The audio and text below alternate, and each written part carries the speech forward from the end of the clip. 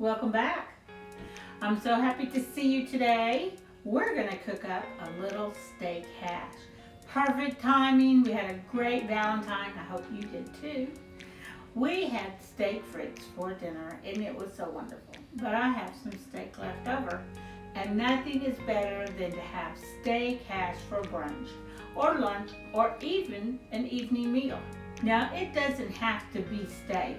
You can make hash out of anything, but usually it's made with a leftover piece of beef or pork or chicken, and we're going to use our leftover steak because that's my favorite. And our steak is already cooked for us. It's been in the refrigerator, so it's cold. And this hash that I'm going to show you how to make is a one-pot hash. There's only one thing. We just use one skillet, but it's a layered cooking method, so to speak, because I want to get my potato, which is also pre-cooked. It was a baked potato from the other night, and I have some spinach and egg. But the steak and the potatoes are the stars of the show. So yummy, so comforting, and sometimes we even serve it up with a Bloody Mary. So that'll be your choice. You can have coffee. I'm having Bloody Mary. So let's get started. My steak that I had left over from the other night, I am going to trim the fat tail off the end. Scarlett gets that. And I might trim a little fat off the edge here, but not much. I'm still going to leave a little bit on there. And then this piece, I want to make sure that I'm cutting it maybe 1/4 inch thick, all the way down. Not so thin, you can see. There we go. All the way through. And then I cut these again, so they're in bite size. So I'm moving to the stove and I'll be right back.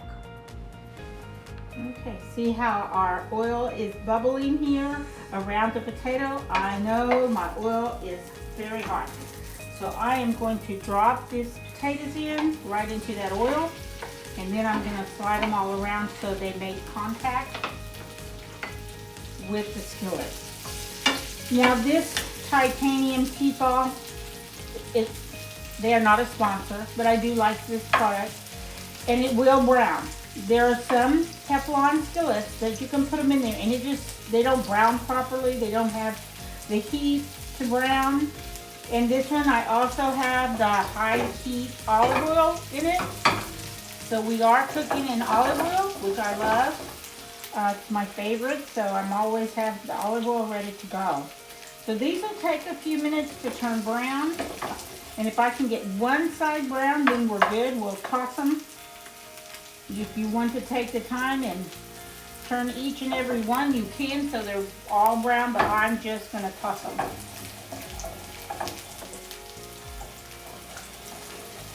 There we go, and we're just going to let them sit.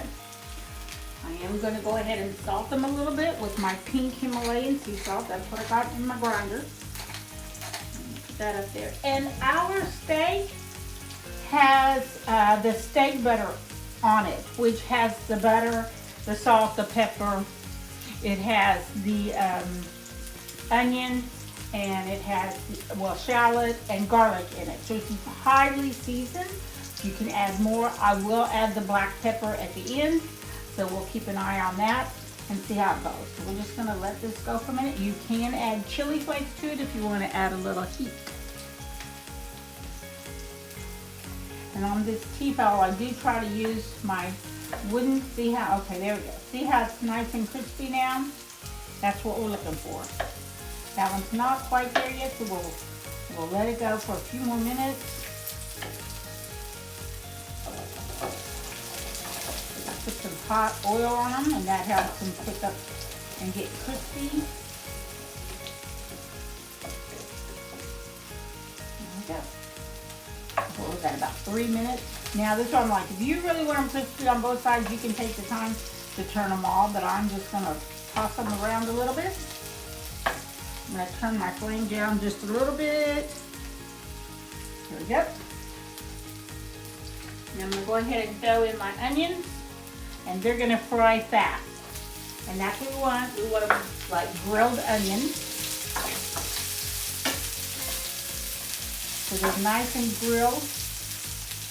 Getting a little, and then I do the double thing. I have both of them and I'm just gonna toss them like this. And that's how I flip them around. There we go. And when I see my onions starting to get a little brown, then goes in the steak. Keep an eye on it for a little bit longer. And you can get it as crispy as you want. You can fry it until the onions are crispy onion rings almost. And I don't usually add garlic to it because like I said, there's garlic in the steak butter. I do go through and flatten them. So if they're standing on end like this, I do flatten them. Yeah, you wouldn't do that if you were doing 4 or 5 potatoes in here because that'd take you hours. But for this little bit, that looks good. Okay, I'm starting to see a little brown around the edges. Okay, so I'm just gonna toss these around a little bit. And now my steak goes in. Okay.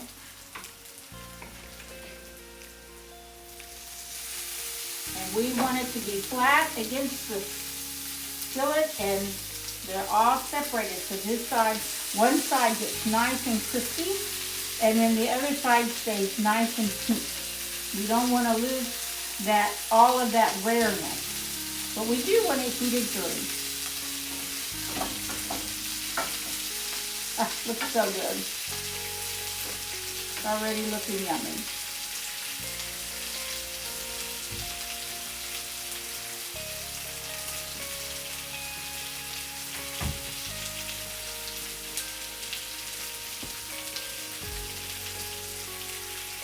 Let's check one over here. Yep, see it's starting to get a little crusty on that side. We'll leave it just a little bit longer. We'll toss it around again, and then we'll add in our spinach. Steak hash. Sometimes I add, if I have leftover sausage when we do grilled which is a 3-meat grilled dinner, where you have sausage, you might have pork chops or chicken, and then you have steak. So the next day I would have a little bit of all of those leftover, so all of it goes in there. So you have the nice andouille sausage or whatever sausage you're cooking, and then you've got your beef, and you've got maybe even have some chicken. So that looks pretty good. I can see it's getting crispy on the edges, so it's time to toss. And we don't want to lose that juiciness of the steak either. So right now we still have a lot of juice in there. So this is it, it's good, we're done. I'm going to toss in my spinach. I'm going to toss it around a little bit. And I do like a little bit of spinach with my steak. And I'm going to toss this around and it will finish cooking. Even the steam from the steak will cook the spinach. So I'm not worried about it. I like it a little bit underdone. Oops, done.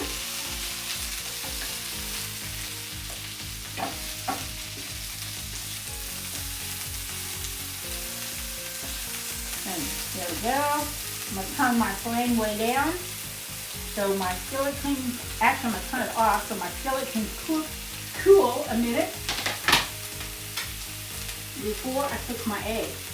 So here's my little plate. You can put them in the bowl, you can do whatever, but this is what I grabbed out of the counter. Alright, so this is going in here, and I know you probably can't see from my angle, but you'll see what I'm talking about in just a second. So there we go. Here's our steak hash. Now you could stop right here, but I'm not going to. I am going to put my pepper on there. Fresh ground all over. I'm going to add one more little layer of salt, white salt. I am going to top all of this with my cheddar cheese.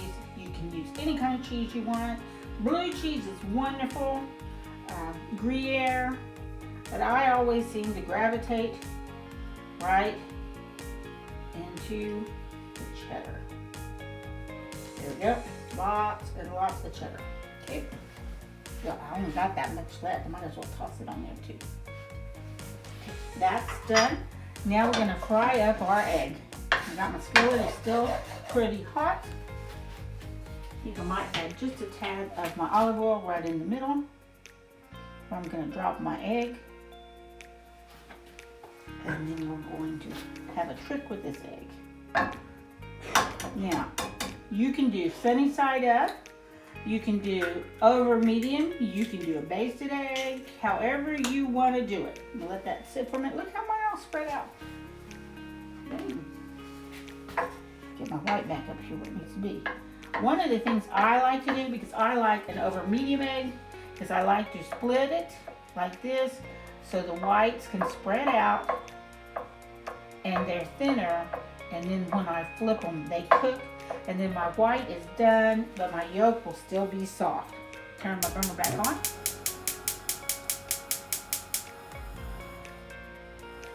There we go. And let that cook for a minute. So, now you can see it's cooking really well. I got my little fish turner that I use to fry eggs with, and I can even spread that out a little more if I want. Make sure I'm not sticking, so when I go to flip it, it will easily flip. Now you can even do scrambled eggs. Now my mom, she would actually drop the egg into the hash and stir it all together when we were kids, and that was always yummy. And then my sister would douse the whole thing with ketchup and eat the whole thing covered in ketchup. I can't do that. I like a little ketchup though. Put horseradish on it too, it was really good. Okay, see how my white's done, but my yolk is still jiggly. Ready, 1, 2, 3. Yes, we made it. Flip it over. Give it a minute to let the whites finish cooking. And then I'm going to have a nice soft cooked egg.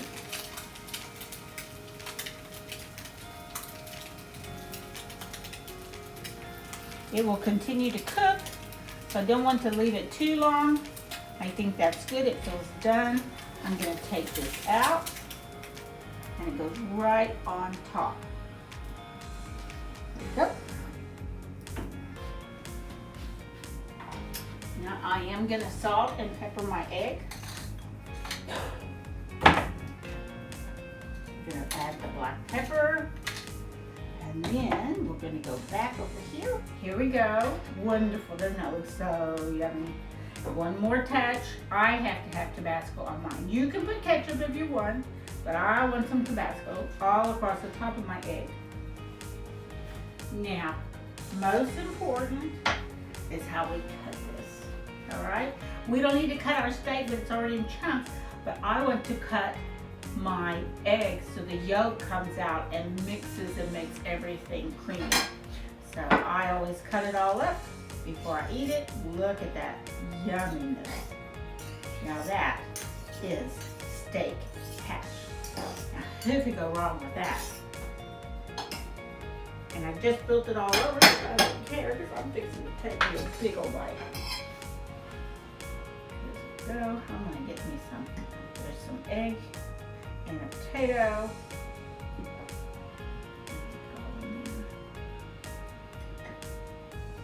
And spinach too. Yes. So creamy. That egg makes it perfect. Perfect creaminess. I know I'm not supposed to talk with my mouth full, but I can't help it.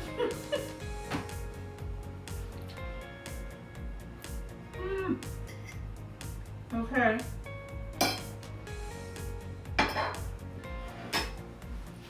This is probably the best leftover meal you will ever make. You will love it. Your family will love it. They'll love it. They'll say, Mom, cook a roast so we can have some hash. And you'll be like, okay. So, see you next week. By the way, did you see that big pot cooking away back there? Well, hang on, because it is really going. So check in next week to see what we're cooking. See you then. Bye.